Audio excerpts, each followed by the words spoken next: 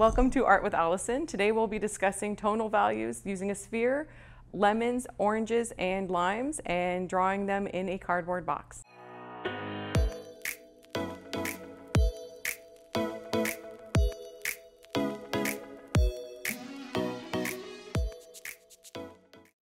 All right, now we are going to upgrade from our orange to a bowl of fruit. I want you to see literally the transformation. Let's see, what would be a good view? Perfect. Now, there we go. Okay. Now you can see simple setup, cardboard box, clip light, basic paper on the bottom, and now a bowl of fruit. Same concept, but now we're sort of adding extra. It's an extra layer. And I am going to now cover again.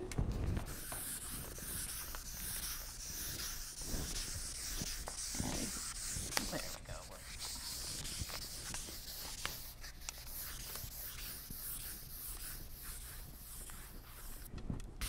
Doesn't have to be precise.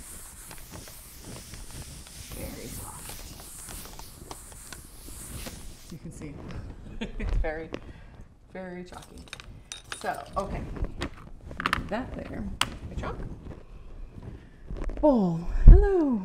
Let's see. Again, I'm gonna do, so this is something too, when I'm talking about drawing, I'm gonna be with figure drawing as well, but even with still life, there's this concept called the line of action. And what does that mean? You probably might have heard the line of action, and usually it's only referred to when it comes to dealing with figure drawing. Doesn't have to be. When I use it, it's really, honestly, it's not even line of action in the pose, it's where my eye flows on the image. And so I almost imagine like eye tracking software, whatever, where it flows around and on the screen. I do the same thing when it comes to drawing my whatever is in my setup. And so you'll see sometimes I'll do very strange shapes like swirls. So this will be my line of action for this drawing. That makes no sense. It's like, why is there just a giant swirl? That's how my eye is interpreting the information that I'm looking at. And so this is a base reference. It doesn't have to be dark. This is just a visual reminder for myself to say within that range of remembering what was important. So now I'm going to start to render gently the idea, very soft. The bowl, the objects, make this a little big, orange, some lime, here, got the lemon, this one right here. It's not precise, and I'm not doing outlines, I'm just taking notes. These are general shapes to remind myself when I start doing my tonal studies to remember to keep things in place, or else it can start to get a little muddy. So I'm just trying to create a framework for myself, and then maybe a general idea of a shadow kind of concept. With that, now again, I'm going to take my lightest lights. It's always best to start out with lightest lights and darkest darks, just so that you can carve away the light first. Usually too, I want to pick out the lightest light in the sense of what's closest to the light source, the hottest highlights. So I'll pick those out first, and you see again, I'm shaping my tool, I'm shaping my eraser and making it into a drawing tool. Literally putting it and turning it into a pencil shape, and then using that to draw and erase. But really it's almost to create that value. So here we go again. The lemon, seeing that guy. What's great about it is you can literally make it flat and wide too to cover whole sections. I can go like this and just drag it all the way down. So very, very bold with it too. When making choices too on what's in the background, there's the colors and tones of who's what. So if I were to do dark behind the limes, it would make the limes fall away. So I'm going to make the darker part behind the lemon. I'm going to make it lighter here, the background. And this is decision making based on the piece, not based on what I'm seeing in the reference. I'm making educated decisions based on how I want everything to read as a whole. And this is again departing from the idea of you must copy the reference and only the reference. we need to let that go because if it doesn't serve the piece, it's not going to work. It's going to fall flat. And so again, I'm just trying to pull out, and this is this sort of vision popping out of forms and kind of separation of plane is what they would call it. Separating out one object from another object, and what does that mean as they sort of correspond to each other. There. In my drawing, where I'm seeing it may be different than what you're going to see, but it's the general idea. I want you to be able to create your own setup. You should be able to create, put a bowl of fruit in a box with a light. The only reason that you have it like this is that you have more control.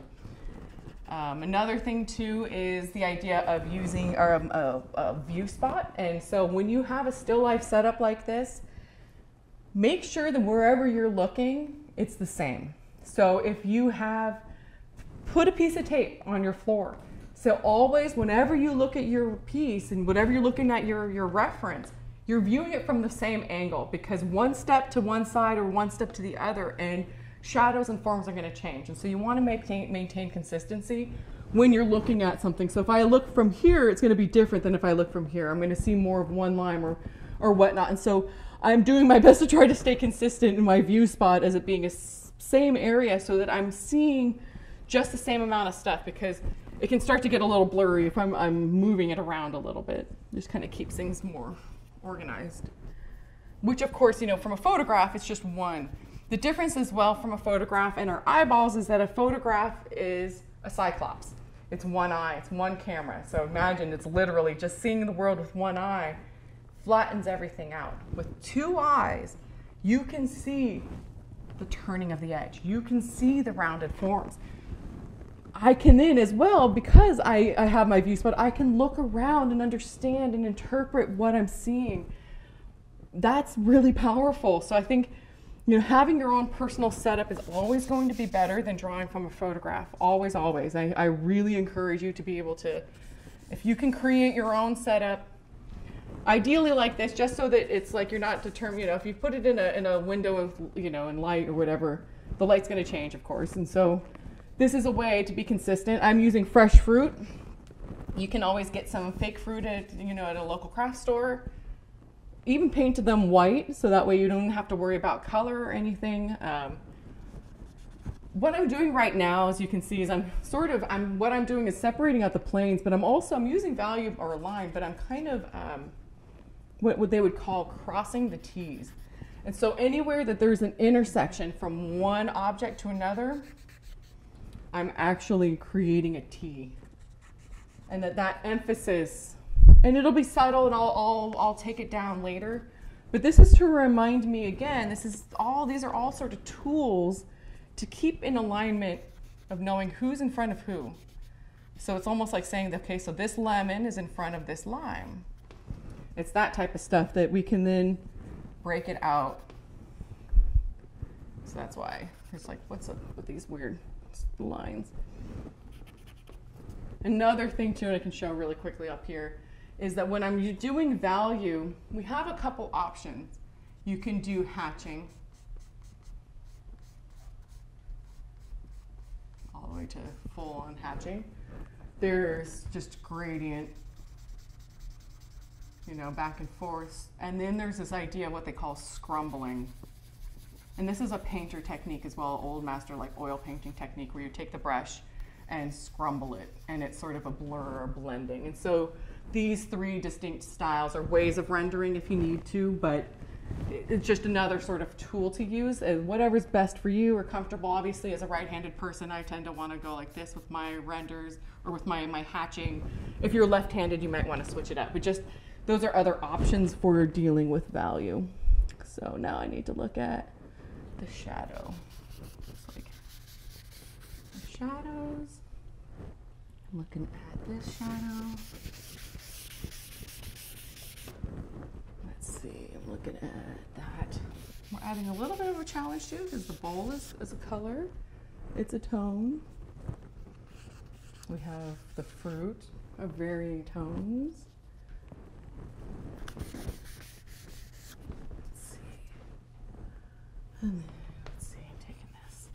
I'm always squinting. I'm always kind of checking the tones of things and kind of comparing relative to another.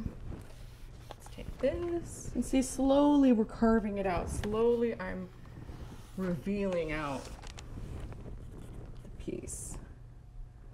Let's see the circle.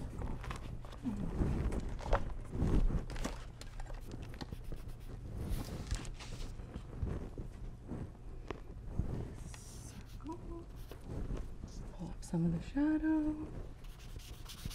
It's okay, see?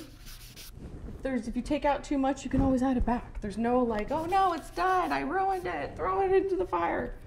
Stop, it's okay. There's no this idea of like the point of no return. It's like, it's okay, it's just charcoal, it's just paper. We're gonna be all right. It's not the end of the world. I think that's where people get really stressed out when they're drawing. It's the sense of, because to be fair, our drawing is a form of a self-portrait. Everything we write and create and put down is a version of ourselves. And when we put that out there, and maybe it's not the way we want it to be, or our expectations of how we want to be presented, we can become insecure and a little bit ashamed, and we're a little bit afraid of what people think of us when we create. And when we share our art with others, we have a sense of fear of people judging us and saying that that's not good, and then they laugh at us and go, oh, ha ha ha, you can't draw. That becomes as though that's our own person. We're being insulted. our own personality, our own being is being insulted in a way. And so it hurts to put ourselves out there.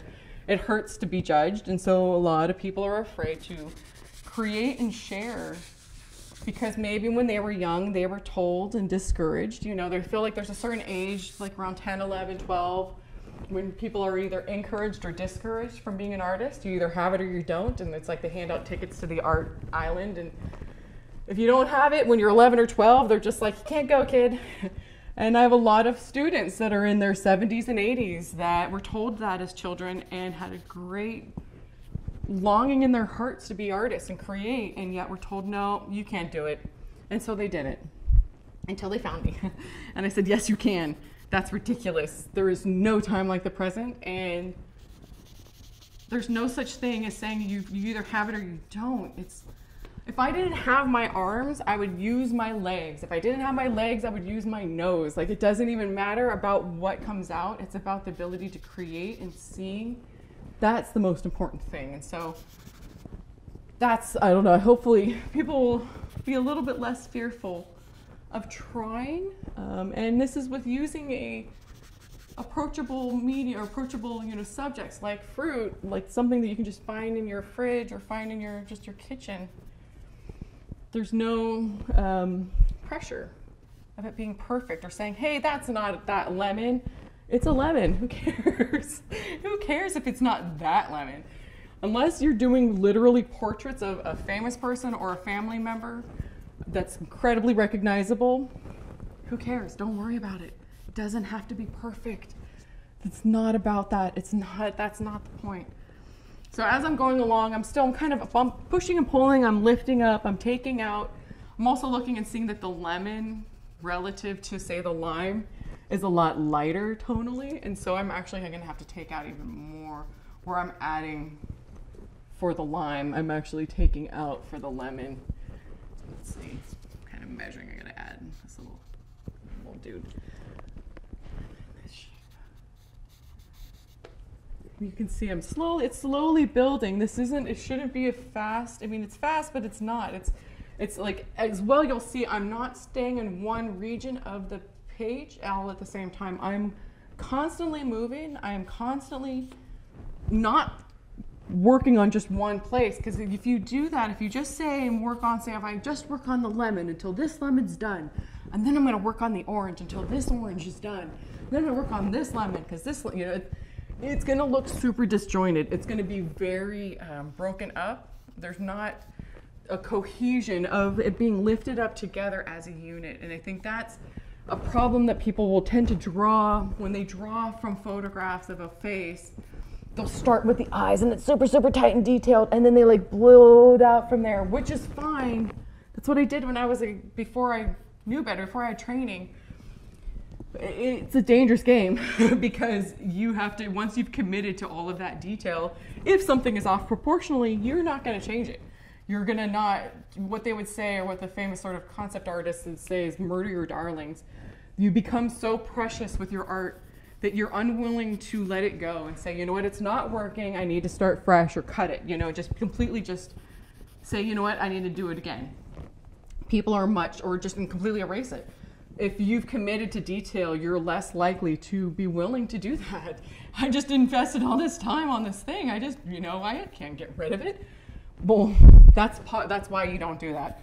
So that way, if you do have to change anything in the piece, you're not gonna like, it's not gonna break your heart. You're not gonna be like, oh, I just did all that.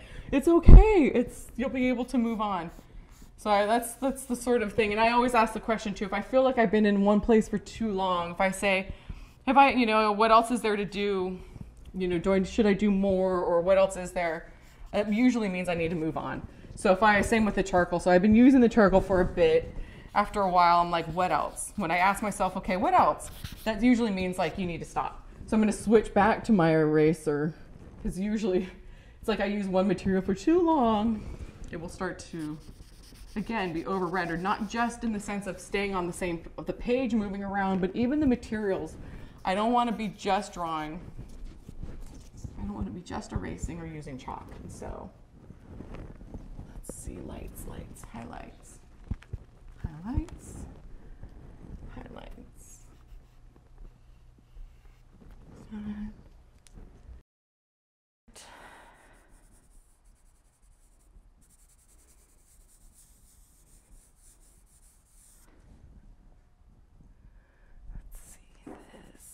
This up a little bit. That's a little too much. See, that's the thing. I can always take it and add back, remove. We can keep adjusting. There's no right or wrong answer. I think that people think it's either right or wrong. There's not. It's not about that. It's about just being in this moment and capturing what you see. That's way more important. So now I'm going to switch back. I'm going to get even more of this darker dark.